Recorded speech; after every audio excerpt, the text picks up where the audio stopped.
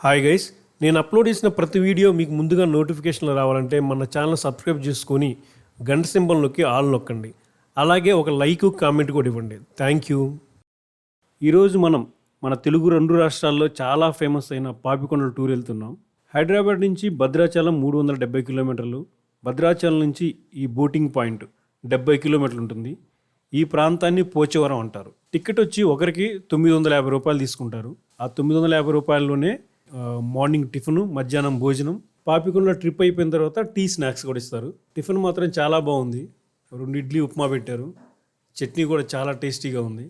ఇంకా టూర్కి టికెట్ ఎలా బుక్ చేసుకోవాలంటే మనం భద్రాచలం హోటల్స్ దగ్గర చాలా చోట్ల నంబర్లు కనిపిస్తాయి. అలాగే ఆన్లైన్లో కూడా నంబర్స్ ఉంటాయి. ఆ నంబర్స్కి మనం కాల్ చేసామంటే వాళ్ళు ఫోన్పే నెంబర్ చెప్తారు. మనం ఫోన్పే చేసామంటే 950 రూపీస్ పర్ హెడ్. వాళ్ళు లొకేషను ప్లస్ టికెట్ మనకు పంపిస్తారు. మనం టికెట్ని కంపల్సరీగా డౌన్లోడ్ చేసుకోవాలి. ఎందుకంటే ఇక్కడ ఈ బోటింగ్ పాయింట్ దగ్గర నుంచి సిగ్నల్స్ ఉండవు అనమాట. మనం టికెట్ చూపిస్తేనే మనల్ని బోట్ ఎక్కనిస్తారు. అలాగే ప్రతి ఒక్కరికి ఆధార్ కార్డు కంపల్సరీగా ఉండాలి.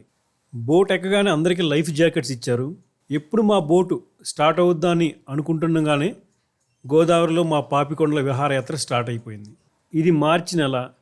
ఎండలు కూడా చాలా ఎక్కువగా ఉన్నాయి. టెంపరేచర్ కూడా పెరిగింది. సమ్మర్ కదా. అయినా కానీ ఈ గోదావరి నది మీద బోట్లో జర్నీ చేస్తుంటే గోదావరి నది మీద నుండి వచ్చే చల్లటి గాలి వల్ల చాలా చల్లగా హాయిగా ఉంది మా బోట్ జర్నీ. ఈ బోటు 1 గంటన్నర ప్రయాణం చేసి పేరంటాలపల్లి చేరుకుంటుంది. ఈ వెళ్ళే దారిలో నదికి 2 వైపులా చిన్న చిన్న పల్లెటూళ్ళు కనిపిస్తుంటాయి. చాలా వరకు ఇప్పుడు ఖాళీ చేయించారు. ఎందుకంటే పోలవరం ప్రాజెక్టుకి సంబంధించి ఇవన్నీ ముంపు గ్రామాలు అనమాట. ఈ ప్రాజెక్ట్ కంప్లీట్ అయితే ఒక భద్రాచలం టెంపుల్ మాత్రమే ఉంటుంది. అంటే అంతవరకు వాటర్ వస్తాయంట. ఈ పోలవరం ప్రాజెక్ట్ కంప్లీట్ అయ్యే లోపే మీరు కూడా వీలైతే పాపికొండ విహారయాత్రకి వెళ్ళండి. ఎందుకంటే తర్వాత ఎలాగూ ఉండదు. మనం బోట్ ఎక్కిన దగ్గర నుంచి బోట్లో ఫుల్ ఎంటర్టైన్మెంట్ ఉంటుంది అనమాట. డ్యాన్స్ వేస్తుంటారు, కామెడీ చేస్తుంటారు, మన చేత కూడా డ్యాన్స్ చేపిస్తుంటారు. ఫుల్ ఎంటర్టైన్మెంట్ అనమాట.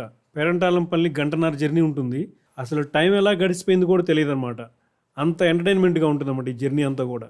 ఇక ఈ పేరంటాలపల్లి భద్రాచలం నుంచి పాపికొండల విహారయాత్రలకు వెళ్ళే వాళ్ళకి మొదటి స్టాప్ అవుతుంది.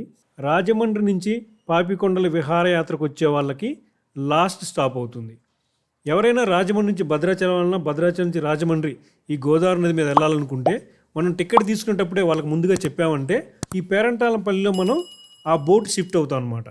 భద్రాచలం వాళ్ళు రాజమండ్రి అంటే రాజమండ్రి బోట్ ఎక్కుతాం, రాజమండ్రి వాళ్ళు భద్రాచలం అంటే భద్రాచలం బోట్ ఎక్కుతాం అనమాట. ఇప్పుడు మనం పేరంటాలపల్లికి వచ్చేసాం. ఇక్కడ ఒక శివాలయం ఉంటుంది. ఆ శివాలయం పక్కనే చిన్న వాటర్ ఫాల్ ఉంటుంది. చాలా ప్రశాంతంగా ఉంటుంది ఈ ప్లేస్ అయితే. ఇక్కడ గంట ఒక్కసారే కొట్టాలి. ఇవి చిన్న చిన్న రూల్స్ ఉంటాయి. ఆ రూల్స్ అన్నీ మనం బోటు దిగేటప్పుడు చెప్తారు వాళ్ళు. ఇంకా ఈ పేరంటాలపల్లిలో స్పెషల్ ఏంటంటే ఇక్కడ శివాలయము, సెలయేరు. ఆ సెలయేరులో మనం దిగామంటే చల్లగా ఉంటాయి నీళ్ళు, చాలా ఫ్రెష్గా ఉంటాయి. చాలా చాలా బాగుంటుంది, ప్రశాంతంగా ఉంటుంది. ఇక్కడ వెదురుతో చేసిన బొమ్మలు ఉంటాయి. మనం ఈ టూర్కి వచ్చేటప్పుడే మనం క్యాష్ క్యారీ చేయాలి. ఎందుకంటే ఇక్కడ ఎక్కడ కూడా సిగ్నల్ ఉండదు. ఫోన్పేలు, గూగుల్ పేలు పనిచేయవు అనమాట. మనం ఏం కొనాలన్నా కానీ మన దగ్గర క్యాష్ ఉండాలి. మీరు చూస్తున్నారు కదా, ఈ బొమ్మలు ఉంటాయి, చాలా బాగుంటాయి. చాలామంది కొనుక్కుంటారు కానీ పాపం క్యాష్ తేలని వాళ్ళు, ఫోన్పే అలవాటు ఉన్న వాళ్ళు మాత్రం బుక్ అయిపోతారు.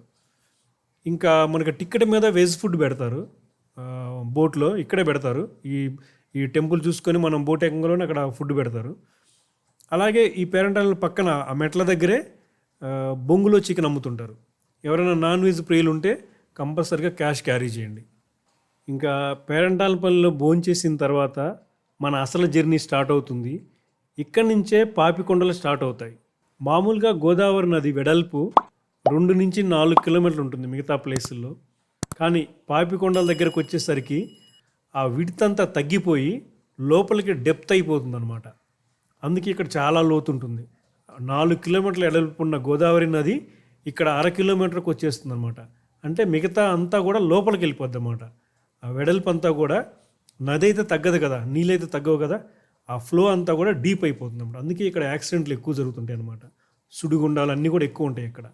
కానీ చూడటానికి మాత్రం చాలా బాగుంటుంది. అసలు మనకు తెలియకుండానే సైలెంట్ అయిపోతామండి ఈ ప్లేస్కి వచ్చేసరికి.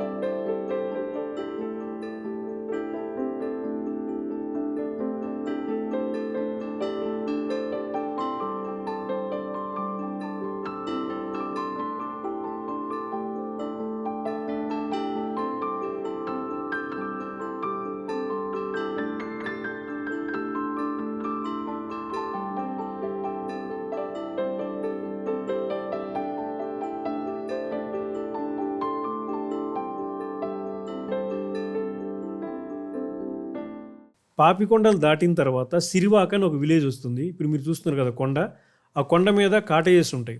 మనం నైట్ అక్కడ ఉండాలంటే ముందుగానే టికెట్ బుక్ చేసుకోవాలి. ఇద్దరికి వచ్చి 5,500 అలా ఉంటుంది. ఫుడ్ నైట్ స్టే కలిపి మనం ముందే బుక్ చేసుకోవాలన్నమాట అది. ఈరోజు మనం బోట్లో దిగామంటే రేపు వచ్చే బోట్లో మళ్ళీ రిటర్న్ వస్తాం అనమాట. ఒక నైట్ స్టే ఉండొచ్చు అక్కడ. ఆ సిరివాక విలేజ్ నుంచి చూస్తే గోదావరి నది చాలా పెద్దగా అసలు విశాలంగా కనిపిస్తుంటుంది. చుట్టూ పెద్ద ఫారెస్ట్, పెద్ద పెద్ద కొండలు. అక్కడ నైట్ స్టే అంటే అద్భుతం, నిజంగా ఎక్సలెంట్గా ఉంటుంది. ఈసారి కంపల్సరీగా ప్లాన్ చేసుకోవాలి. ఎందుకంటే పోలవరం ప్రాజెక్ట్ స్టార్ట్ అయిందంటే మనం వెళ్ళలేము, ఇంకా అన్నీ క్లోజ్ అయిపోతాయి. ఆ ఎక్స్పీరియన్స్ని ఖచ్చితంగా మిస్ అవుతాం. ఈ సిరివాక తర్వాత మన బోటు రిటర్న్ స్టార్ట్ అవుతుంది అనమాట, వెనక్కి వస్తుంది. ఒక 2 గంటల టైంలో మనం ఎక్కడైతే స్టార్ట్ అయ్యామో బోటింగ్ పాయింట్ అక్కడికి వచ్చేస్తాం. 3:30-4 అవుద్ది అక్కడికి వచ్చేసరికి. మార్నింగ్ 10కి 10:30 కల్లా మనం స్టార్ట్ చేస్తాం విహారయాత్ర. ఈవినింగ్ 3 కల్లా అయిపోతుంది అనమాట. వచ్చేసాం బోటింగ్ పాయింట్కి. మేము బోటింగ్ పాయింట్కి వచ్చేసరికి టీ స్నాక్స్ రెడీగా ఉన్నాయి. చాలా రిలాక్స్ అనిపించింది టీ తాగితే. Thank you friends, thank you for watching. మళ్ళీ మరొక వీడియోలో మళ్ళీ కలుద్దాం. నిజంగా పాపికొండల విహారయాత్ర మాత్రం వండర్ఫుల్ ఎక్స్పీరియన్స్, అసలు మిస్ అవ్వకండి. పోలవరం ప్రాజెక్టు స్టార్ట్ అయ్యేలోపు మీరు కూడా కంపల్సరిగా ఈ టూర్కి వెళ్ళండి. Thank you friends, thank you for watching. మళ్ళీ మరొక వీడియో మళ్ళీ కలుద్దాం.